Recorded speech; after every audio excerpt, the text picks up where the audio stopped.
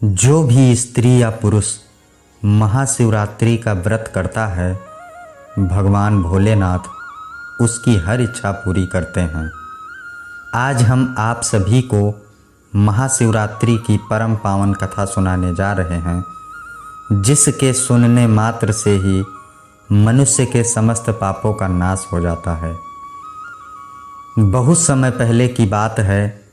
पुरातन काल में एक शिकारी था जिसका नाम चित्रभानु था। यह शिकारी एक साहूकार का कर्जदार था।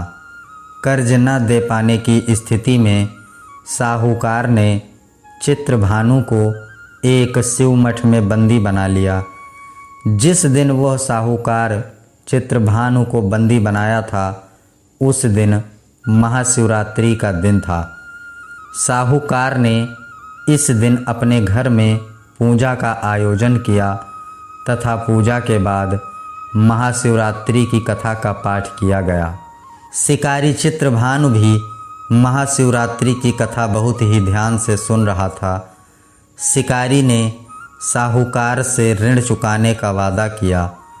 पूजा समाप्त होने के बाद साहूकार चित्रभानु को अपने पास बुलाया और उससे अगले दिन ऋण चुकाने की बात कही। शिकारी ने साहूकार का ऋण चुकाने का वचन दिया, जिससे साहूकार ने चित्रभानु को छोड़ दिया। फिर शिकारी जंगल में शिकार करने के लिए आ गया। शिकार की खोज करते करते उसे रात हो गई।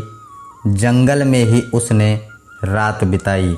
शिकारी एक तालाब के किनारे एक बेल के पेड़ पर चढ़कर रात बिताने लगा। बेलपत्र के पेड़ के नीचे ही एक शिवलिंग था। यह बात शिकारी को नहीं पता थी। वह आराम करने के लिए बेलपत्र की कुछ शाखाएं तोड़ी। इस प्रक्रिया में कुछ बेलपत्र की पत्तियां शिवलिंग पर गिर पड़ी। शिकारी भूखा प्यासा उसी स्थान पर बैठा रहा। इस प्रकार से शिकारी का व्रत हो गया। तभी एक गर्भणी हिरणी तालाब पर पानी पीने के लिए आई। उस हिरणी को शिकारी जाने दिया। शिकारी ने हिरणी को मारने के लिए जैसे ही धनुष पर तीर को चढ़ाया, हिरणी बोली कि मैं गर्भ से हूँ, शीघ्र ही मैं एक बच्चे को जन्म दूंगी। तुम एक साथ दो जीवों की हत्या करोगे, यह सही नहीं है। मैं अपने बच्चे को जन्म देकर शीघ्र ही तुम्हारे पास आ जाऊंगी, तब तुम मेरा शिकार कर लेना। इस पर शिकारी मान गया तथा धनुष से तीर उतार कर वापस अपने तरकस में रख लिया।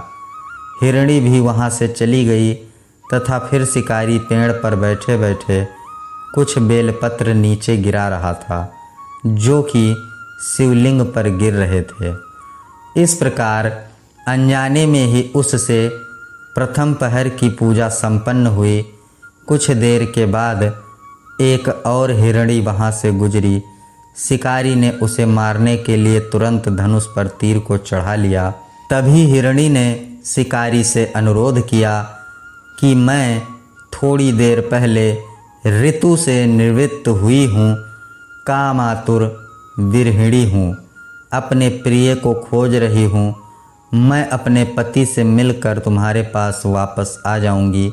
इस पर शिकारी ने उस हिरणी को भी जाने दिया तथा शिकारी उसी पेड़ पर बैठे बैठे विचार करने लगा।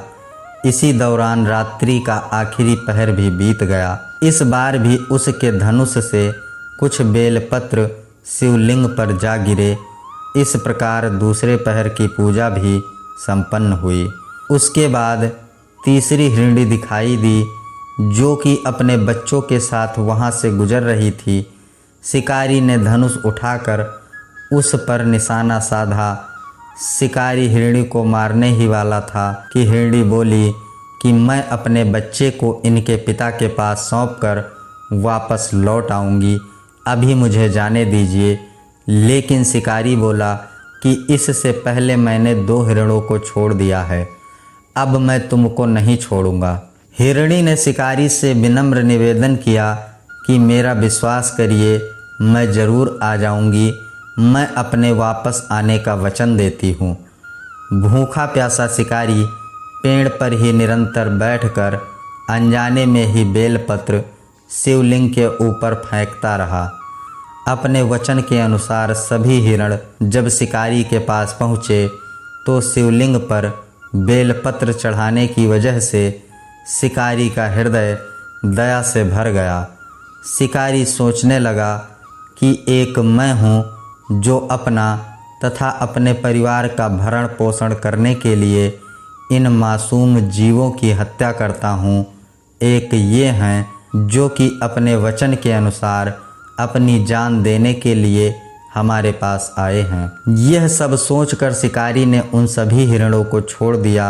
इससे भगवान भोलेनाथ अत्यंत प्रसन्न हुए तथा उस शिकारी के सम्मुख प्रकट हुए तथा उसे आशीर्वाद दिया।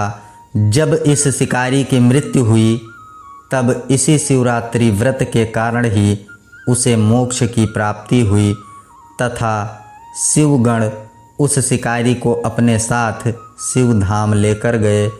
भगवान शिव की कृपा से ही अपने इस जन्म में राजा चित्रभानु स्वयं के पिछले जन्म को ध्यान रख पाए और महाशिवरात्रि के महत्व को जानकर उसका अगले जन्म में भी पालन कर पाए।